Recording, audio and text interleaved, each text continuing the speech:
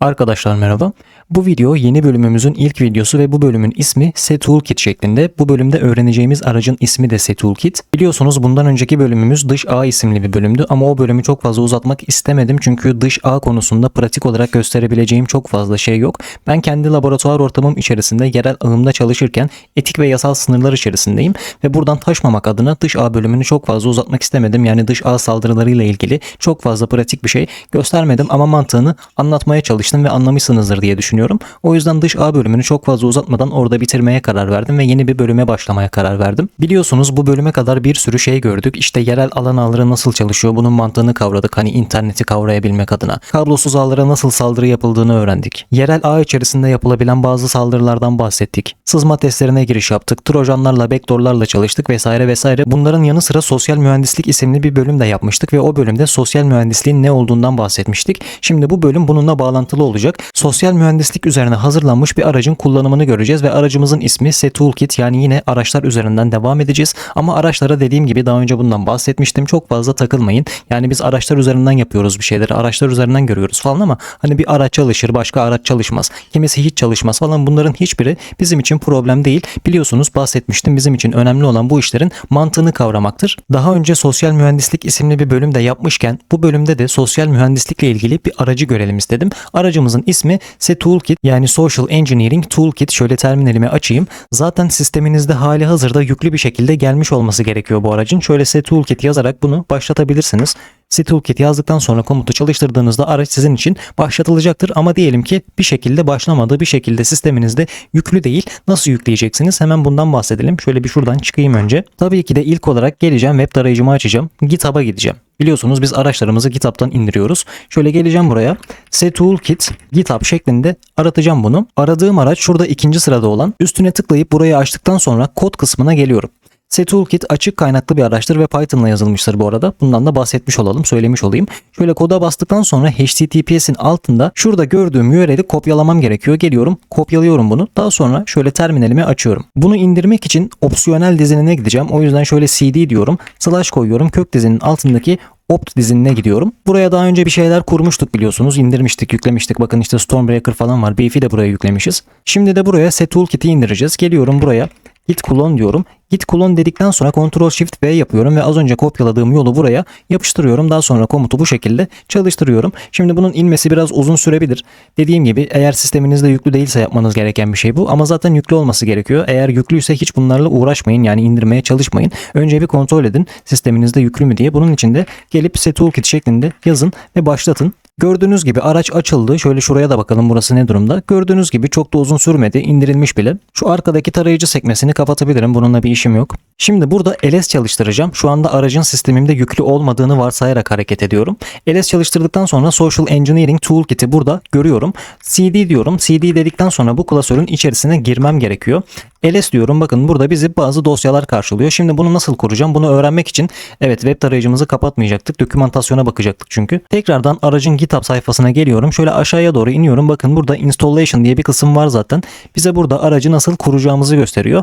Önce ilk olarak şu komutu çalıştırmamız gerekiyormuş. Şöyle hemen gelin kopyalayalım şunu. Ctrl C ile kopyalıyorum. Terminalime geliyorum ve Ctrl Shift V ile bu komutu, kopyaladığım bu komutu buraya yapıştırıyorum. Şimdi bu komut ne yapacak? SeToolKit Python ile yazılmış bir araçtır. Bunu söylemiştim. Ve bu araç çalışabilmek için bazı Python kütüphanelerine gereksinim duyuyor. Şimdi bu gereklilikler.txt dosyasında bu aracın çalışabilmesi için gerekli olan Python modülleri yazılı durumda. Biz bu komutla gerekli olan bu Python modüllerini yükleyeceğiz sistemimize. Şöyle çalıştırıyorum komutu. Şimdi bizi şöyle bir hata karşılıyor. İşte pip ile yükleyemezsin bunları diyor. Yani pip ile yüklemeye izin vermiyor bu Python modüllerini. Bunun sebebi de şu: bu hatayla daha önce de karşılaşmıştık. Sistemimizdeki Python dosyalarının bozulmaması için bir önlem bu. Yani Python modülleri yüklerken bunları sanal bir çevre içerisinde yüklememizi istiyor. O yüzden pip ile yüklettirmiyor bize. Bunun için sanal çevre oluştur diyor. Yani sanal çevrenin içerisine yükle diyor bu şeyleri, Python modüllerini. Şimdi sanal çevre oluşturmak için Python 3 diyorum. Python 3 dedikten sonra m parametresini ekliyorum. Daha sonra diyorum ki when, bir boşluk veriyorum, nokta koyuyorum, yine when diyorum ve komutu bu şekilde çalıştırıyorum. Daha sonra bu sanal çevrenin içerisine girmek için